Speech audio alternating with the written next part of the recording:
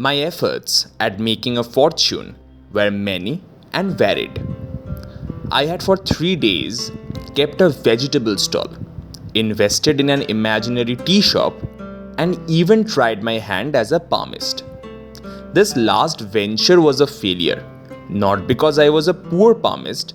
I had intuition enough to be able to guess what a man or woman would be happy to know, but because prospective customers were few in Peoplenagar.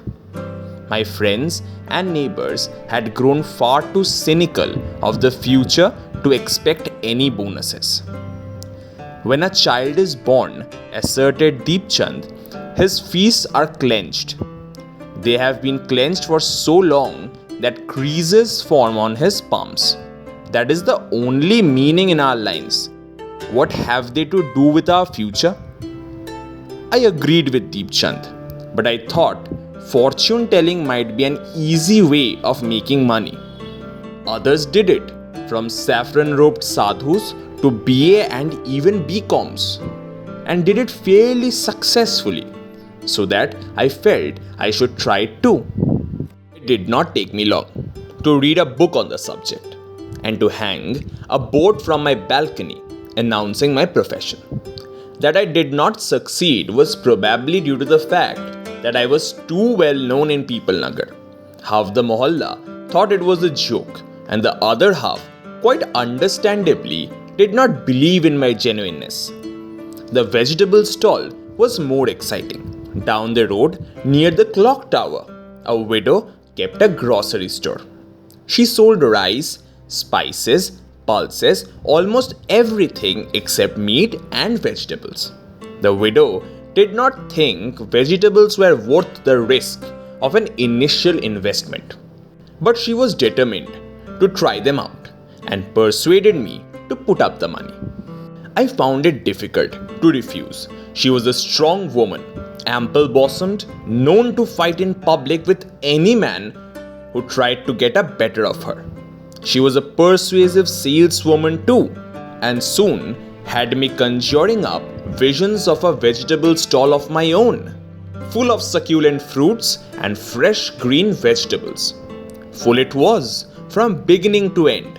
I didn't sell a single cabbage or cauliflower or salad leaf. Before the vegetables were bad, I gave them away to Deepchand, Pitambar and other friends. The widow had insisted that I charge 10 paise per kilo, more than others charged.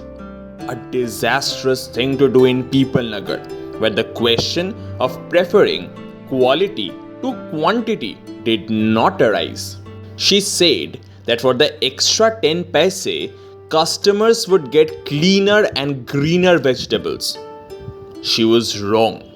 Customers wanted them cleaner and greener and cheaper. Still, it had been exciting on the first morning. Getting up at 5, I hadn't done this for years, and walking down to the vegetable market near the railway station, haggling with the wholesalers, pilling the vegetables into baskets and leading the coolie back to the bazaar with a proprietorial air.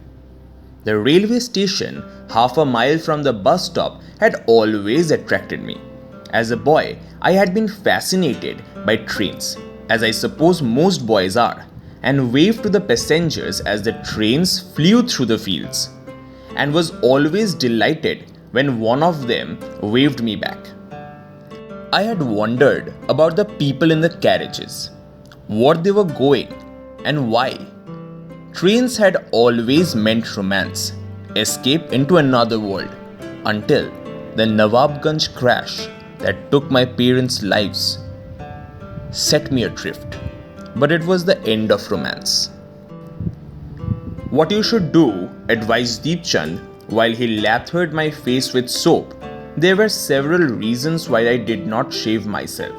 Laziness, the desire to gossip, the fact that Deepchand used a razor as an artist uses a brush. What you should do is marry a wealthy woman. It would solve all the problems. She would be only too happy to have a man of sexual accomplishments. Then you can do your writing at leisure, with slaves to fan you and press your legs. Not a bad idea, I said. But where does one find such a woman? I expect, said Govindram, has a wife in addition to a mistress. But I have never seen her, and the Seth doesn't look as though he is going to die. She doesn't have to be a widow. Find a young woman who is married to a fat and important millionaire. She will support you. Deepchand was a married man himself, with several children. I had never bothered to count them. His children and others give one the impression that in Pipalnagar, children outnumber adults 5 to 1. This is really the case, I suppose. The census tells us that 1 in 4 of our population is in the age group of 5 to 15.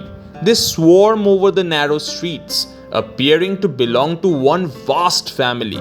A race of pot-bellied little men, half-naked, dusty, quarreling and laughing and crying, and having so little in common with the race of adults who have brought them into the world. At noon, when the shadows shift and cross the road, a band of children rush down the empty, silent street, shouting and waving their satchels. They have been at their desks from early morning, and now, despite the hot sun, they will have their fling, while their elders sleep on string chaparais beneath leafy neem trees.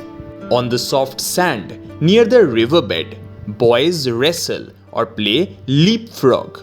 At alley corners, where tall buildings shade narrow passages, the favorite game is gilli danda. Elsewhere, in open spaces, it is kabaddi, a game for both children and young men. It is a village game and calls for good control of the breath and much agility and strength. Pitambar, a young wrestler who migrated here from a nearby village only recently, excels at kabaddi. He knows all the holes and is particularly adept at capturing an opponent. He took me to his village once. All the boys there were long-limbed and sun-browned, erect and at the same time relaxed. There is a sense of vitality and confidence in Pitambar's village, which I have not seen in Pipalnagar. In Pipalnagar, there is not exactly despair but resignation and indifference to both living and dying. The town is almost truly reflected in Pipalnagar home, where in an open courtyard surrounded by mud walls, a score of mental patients wander about, listless and bored. A man jabbers excitedly, but most of the inmates are quiet, sad and resentful. Such sights depress me sometimes.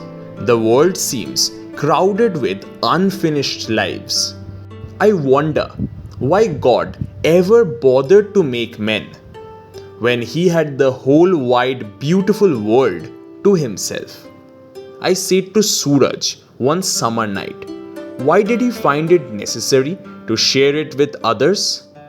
Perhaps he felt lonely, said Suraj.